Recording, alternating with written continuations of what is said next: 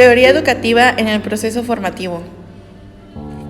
La teoría educativa es una rama fundamental de la psicología, ya que con esta y gracias a algunas de las aportaciones en teorías de autores, de los cuales vamos a estar hablando el día de hoy, dadas por algunos grandes autores que merecen el reconocimiento y la mención de este trabajo, y cómo gracias a ellos la educación cambió en algunos aspectos, dándole al alumno la relevancia que él merece.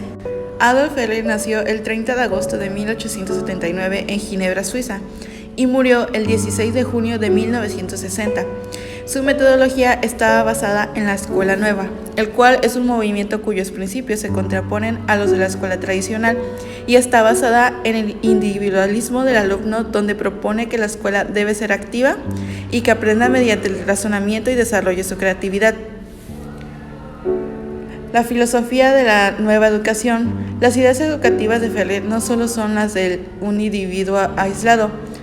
Por ejemplo, aquel sordo que estaba a lo que escucha de la infancia se hizo su portavoz. Su obra dirigida al gran público sigue siendo uno de los grandes vehículos de los temas fundamentales en la educación y ha contribuido ciertamente a la aceptación, cosa natural, de esta relación cotidiana con los niños que, aún sin tener nada en común, tratan de asentarse en la confianza y la autosensidad. Henry Wallon describió el desarrollo mental del niño como una sucesión de estadios, deteniéndose el análisis de los aspectos cognitivos, biológicos y afectivos y sociales. Para describir el desarrollo intelectual y emocional del niño, Wallon se basó en el materialismo dialéctico y en sus propias observaciones clínicas, rechazando de plano las aportaciones psicológicas a las que estaba tachada de decadentes y complacientes con el pensamiento burgués. Wallon señala que la pedagogía debe convertirse en una ciencia en la que los métodos y las técnicas educativas deben ser experimentalmente elaborados. La inducción experimental, con sus medios de control y verificación, es el único medio válido para elaborar métodos y técnicas educativas. La eficiencia y la acción educativa se basa sobre el conocimiento exacto del niño, de su naturaleza y exacto. Celestino Freinet nació el 15 de octubre de 1896 en Gars, Francia, y murió el 8 de octubre de 1966 en Vence, Francia. Fundamentos teóricos de su teoría. La escuela activa de Freinet parte de la actividad del niño, actividad estrechamente vinculada al medio. El niño, con sus necesidades y con sus propuestas espontáneas, constituye el núcleo del proceso educativo y a la base del método de la educación popular. La imprenta en la escuela. La imprenta escolar es el instrumento que complementa la elaboración del texto libre al permitir su impresión y por tanto su permanencia en la clase.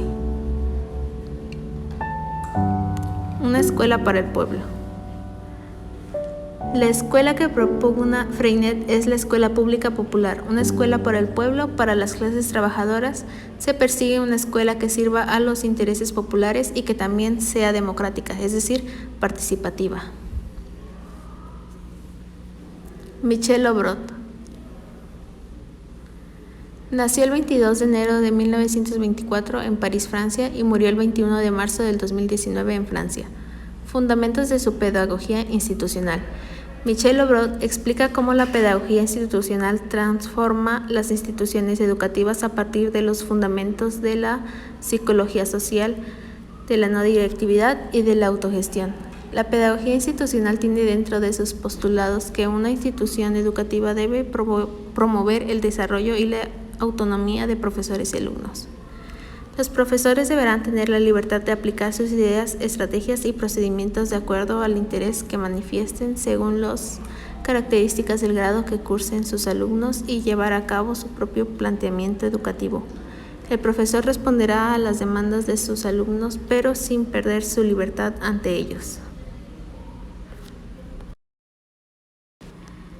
Su pedagogía institucional le permite al educando ser el responsable de su propio aprendizaje y de su formación a través de la autogestión y de la autosugestión pedagógica. Su pedagogía institucional se basa en autores como Celestine Freinet, en Kurt Lewin, en la no directividad de Carl Rogers y en la experiencia comunitaria de Summerhill.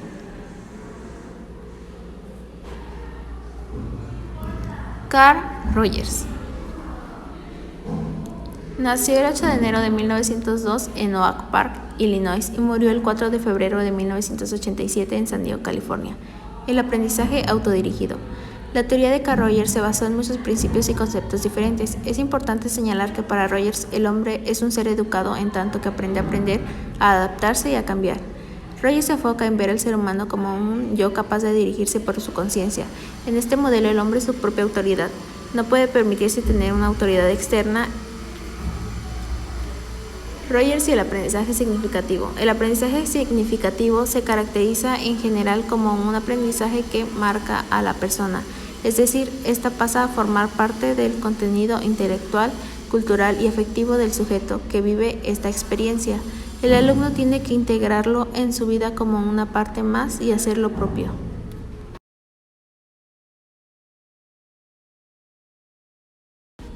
Francisco Ferrer Guardia. Nació el 14 de enero en Alella, Barcelona, y falleció el 13 de octubre de 1909 en Barcelona.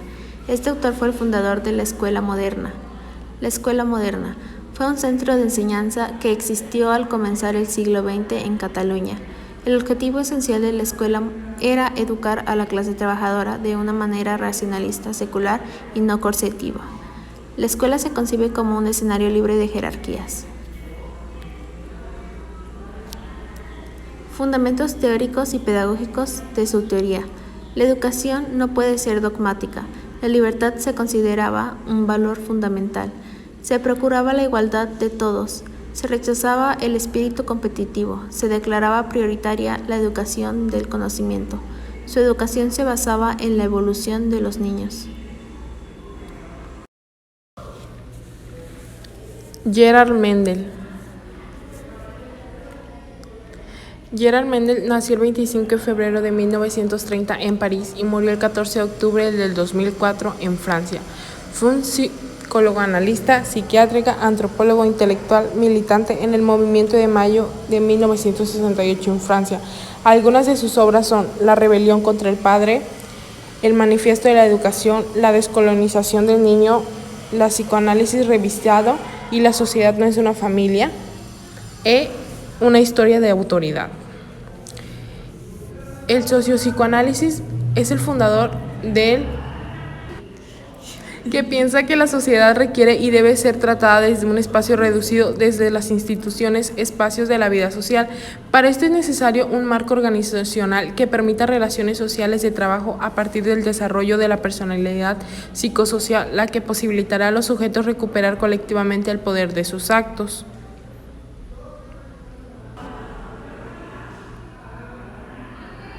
La autoridad. La autoridad que se pone en funcionamiento ha sido incorporada al mundo interno en la relación de absoluta dependencia que supone la larga infancia humana.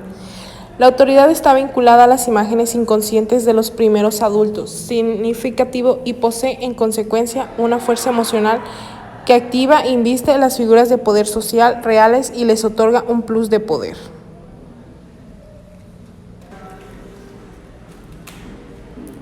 Coeducación de sexos y de clases. Habla acerca de emancipar a hombres y mujeres, siendo igual el hombre a la mujer.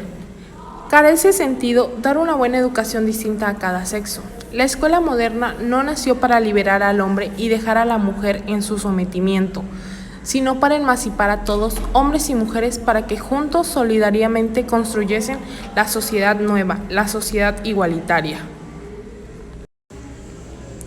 Antonio Gramsci. Antonio Gramsci fue un periodista y activista italiano conocido y célebre por desarrollar los roles de la cultura y la educación dentro de las teorías de economía, política y de clase del marxismo. Nació en la isla de Cerdeña, Italia, en 1991 y murió el 27 de abril de 1937 en la ciudad de Roma a la edad de 46 años en la cárcel fascista, luego de más de 10 años de confinamiento, 2 días después de que se dispusiera su libertad.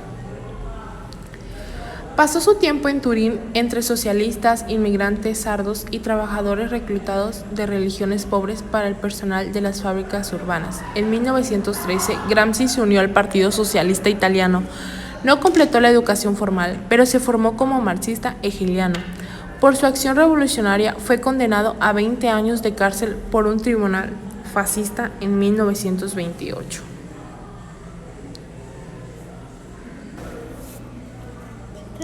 Obras: Cartas precarcelarias, El árbol del erizo, Cartas desde la cárcel, Pasado y presente, Cuadernos de la cárcel, entre otras.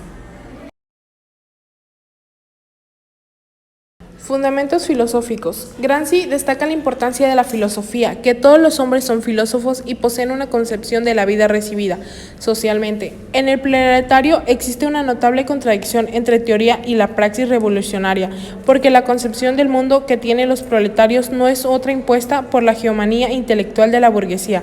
Se trata de una filosofía creadora y que se modificará la realidad misma, ya que con ella enseña que siempre la relación de los hombres y mujeres modifica la historia.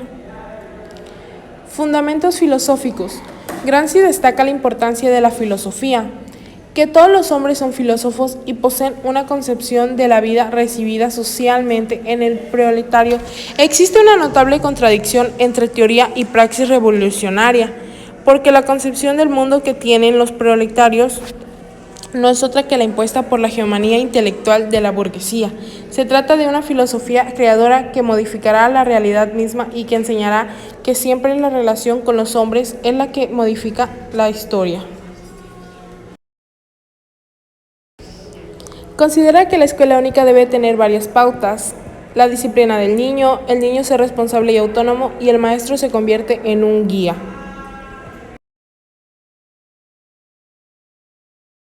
Alois Althusser nació en Birmandreis, Argelia, Francia en 1918 y murió el 22 de octubre de 1990 en París, Francia. Realizó sus estudios primarios en Argel y a los 12 años viajó a Francia para continuar los de secundaria en Marsella y Lyon.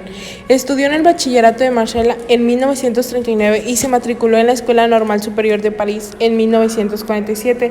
Sufrió su primera crisis mental y fue hospitalizado como consecuencia de una psicosis maníaco-depresiva y regresaría al psiquiátrico muchas veces más. Poseía una personalidad compleja con sucesivos crisis depresivos y una visión aferrada a unas creencias e ideologías que destilaban sucesivos procesos de autocrítica del pensamiento. Fundamentos filosóficos. Althusser realizó una fuerte crítica a la lectura del Capital de forma empirista y en general a toda forma de empirismo que ataque las ciencias. En la segunda parte, analizando el objeto teórico del Capital y la teoría de la transición de una sociedad a otra que hay allí. Esta periodización ha sido sometida a fuertes críticas por el pensamiento marxista posterior, que ha intentado revolucionar el pensamiento político del primer Marx. Para Althusser, todos somos sujetos y en calidad de estos marionetas de la historia, pero esta historia no se motiva a alguien, por lo que desemboca en alguna famosa tesis a que todos somos marionetas de algo que no va a ningún lado o en algo sin sentido. La ideología. La línea de trabajo más conocida de Althusser tiene que ver con sus estudios de la ideología. El concepto austeriano de ideología se apoya en los trabajos de Sigmund Freud y Jacques Allan, sobre todo imaginario y la fase del espejo, y me describe las estructuras y los sistemas que nos permiten tener un concepto significativo del yo, es decir, una siempre habrá y una ideología. Para Althusser, esta no es una forma de engañar o de conciencia falsa, sino más bien la relación normal de individuos con la sociedad. La ideología es la relación imaginaria. La escuela y la ideología. La escuela tomó a su cargo a niños de todas las edades y clases sociales, desde el jardín de infantes, y desde ya se les inculcan habilidades y recubiertas para la ideología dominante. Hacia el sexto año, una gran masa de niños cae en la producción. Estos son los obreros o los pequeños campesinos. Otra parte de la juventud escolarizable continúa, bien que mal se encamina y determina por cubrir puestos de pequeños y medianos cuadros, empleados, funcionarios, burgueses de todo tipo. Algunas de sus obras son Diario de cautividad, La intencionalidad de los buenos sentimientos, Propósito del marxismo, Notas sobre el materialismo dialéctico, Notas sobre el materialismo, Montesquieu, La política, la historia.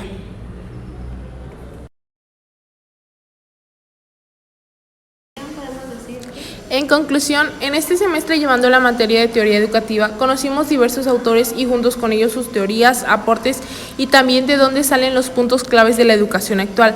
Aprendimos que cada uno de los objetivos de la materia es que aprendamos a conocer los puntos que intervienen en la educación y su proceso, analizando los diferentes factores de esta.